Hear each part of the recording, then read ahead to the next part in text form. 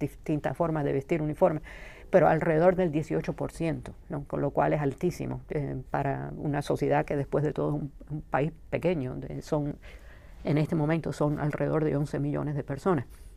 Y entonces esa militarización de la sociedad cubana era muy difícil para muchos jóvenes que trataban de escaparse. Y si se fugaban y los encontraban, y claro que los encontraban porque a dónde podían ir, tenían que ir a la casa, ¿no? O a casa de algún amigo, en una sociedad donde todo el mundo tiene un carnet y en ese carnet, en ese nombre está la dirección del trabajo y la dirección de la casa, o sea que fugarse en Cuba es casi que una cosa imposible. Pues entonces los encontraban y los metían también en la prisión un tiempo. Entonces cuando empezaron a venir todas estas personas que habían estado en la prisión en Cuba, la realidad es que había como que un miedo. ¿Quiénes son? ¿Son criminales? ¿Son prisioneros políticos? ¿Son esta gente que realmente lo que tal vez hicieron fue robarse una vaca, ¿no?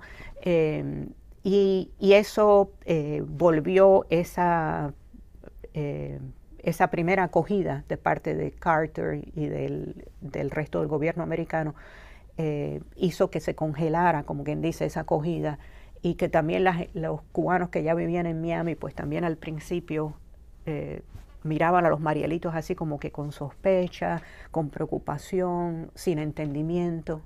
Y por eso, por cierto, debo de interrumpir un poquito aquí esta descripción de las 4 oleadas para decir que uno de los conceptos que yo utilizo en el libro para tratar de entender eso es un concepto que se llama, en inglés se dice vintages y en español la traducción sería cosechas. O sea, como en el sentido del vino de este año, el vino de aquel año, ¿no?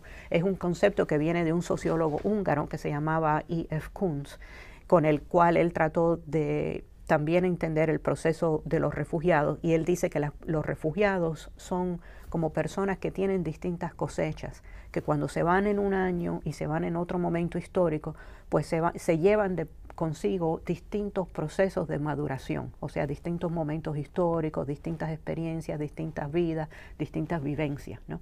Y entonces, obviamente, los Marielitos eran una cosecha muy distinta a aquellos primeros exiliados que se habían ido de una Cuba que ellos añoraban y por la cual sentían gran nostalgia y en la cual habían vivido, como quien dice, una belle époque, ¿no? Una bellísima época, ¿no? Y eso la recordaban constantemente, que mientras que los Marielitos habían vivido una vida en Cuba en la cual sin duda se le daba a todo el mundo alguna casa, todo el mundo tenía acceso a la educación y todo el mundo tenía acceso a la salud también, pero había una falta de libertad muy grande, una falta económica muy grande. El cubano típico pasaba hambre, tenía poca esperanza para el futuro, había un nivel de militarización muy alto y un nivel de falta de libertades cívicas y libertad en total también muy grande, ¿no? O sea que eran cosechas muy, muy distintas. También creo yo que el hecho de la mucho mayor proporción de personas de color en el éxodo del Mariel, mientras que las primeras cosechas eran mayormente de personas blancas, pues eso también provocaba el distanciamiento, ¿no? No se entendían, ¿no? Y los Marielitos habían vivido una sociedad comunista. Los que se habían ido al principio rechazaron el comunismo. Y entonces veían a esta gente y decía, pero ustedes están aquí, pero ustedes son los que apoyaron a aquella sociedad. Y se echaban para atrás. Mientras que los Marielitos se echaban para atrás también y decían, pero ustedes nunca le dieron un chance al proyecto de igualdad social. O sea que no se entendían, ¿no? Y por eso enfatizo que eran cosechas muy, muy distintas. Y entonces el Mariel termina en ese año de 1980 y una vez más, pues ya todo el mundo pensaba que bueno, ya todos los que se querían ir de Cuba se deben ya de haber ido. Y entonces a mediados de los años 80 empieza en el mundo de Europa del Este los procesos de glasnost y perestroika, el cuestionamiento de la sociedad comunista, el atento de reformar aquella sociedad que culmina en su colapso, su desaparición.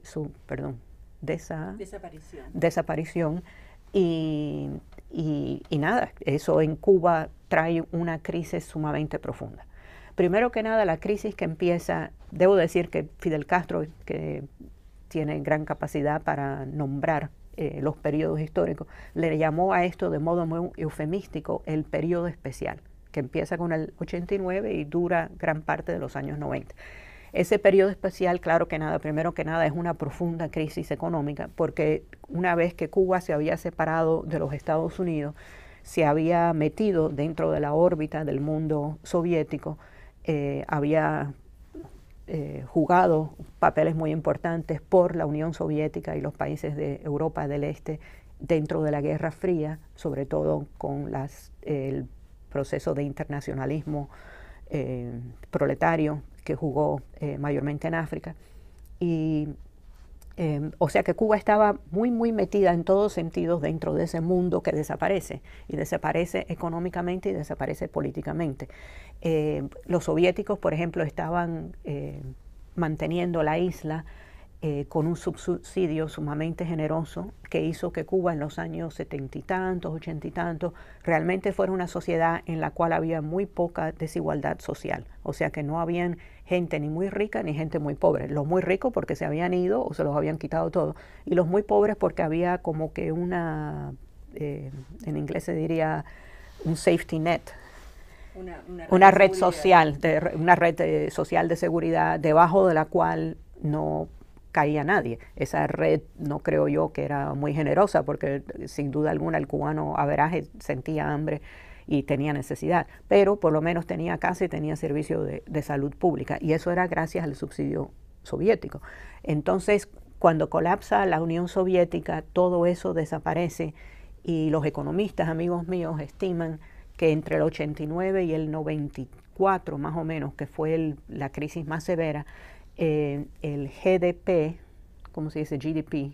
El Producto Nacional Bruto. El Producto Nacional Bruto en español declina por un tercio, o sea que fue una cosa sumamente abrupta. Yo fui a Cuba en esos años, fui a Cuba en el 91, y recuerdo haber visto a mi familia, y mi familia son profesionales, eran profesionales, son profesionales y serán siempre profesionales, y en aquel momento tenían, se les veían los huesos de la cara, se les veían los ojos así que empiezan ¿cómo se dice? Protrude.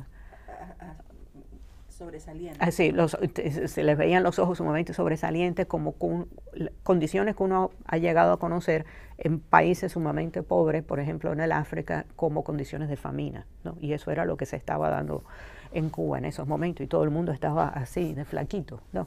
Entonces, esa crisis, sin duda alguna, fue una crisis sumamente severa económica, pero también fue una crisis política. Yo creo que es importante no verlo nada más como una crisis económica, porque, por ejemplo, yo recuerdo una de las entrevistas en mi libro de un señor que salió de Cuba en los 90 y tantos, y era médico, y había estado sumamente orgulloso de practicar lo que él llamaba en Cuba la buena medicina, ¿no? y la medicina en servicio de la salud pública. Y sin embargo, él me decía que fue un momento muy importante para él, porque hasta entonces ellos se podían decir, bueno, aquí nosotros nos faltan muchas cosas, pero nos hemos acostumbrado y estamos orgullosos de la salud y la medicina, pero la salud y la educación, pero la salud y la educación dependían del subsidio soviético. O sea, hoy en día esos servicios están sumamente deteriorados en Cuba, al nivel de que uno tiene que mandar de aquí, los que tenemos familias acá, mandamos de aquí aspirinas y el hilito con que hace falta para que los cosan en una operación y cosas así. O sea que la necesidad en estos momentos es enorme. Pero bueno, pero en aquel entonces, pues él me decía, antes de eso nosotros nos podíamos sentir orgullosos de las cosas que habíamos hecho bien, y sabiendo que no era una sociedad perfecta, pero nos podíamos decir a nosotros mismos que bueno, pero un tercio de la población del mundo vive en sistemas así. Pero después del colapso ese tan grande del mundo de Europa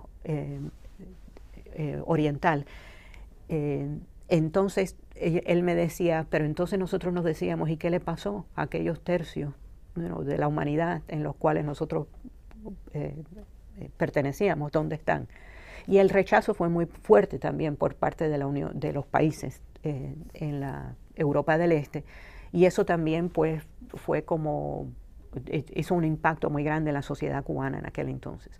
O sea que en todo sentido fue una crisis que no fue solo económica, sino también una crisis política. Y una de las cosas que se vio, por ejemplo, fue que la gente que hacía muchos años que no iban a la iglesia, porque al principio de la revolución la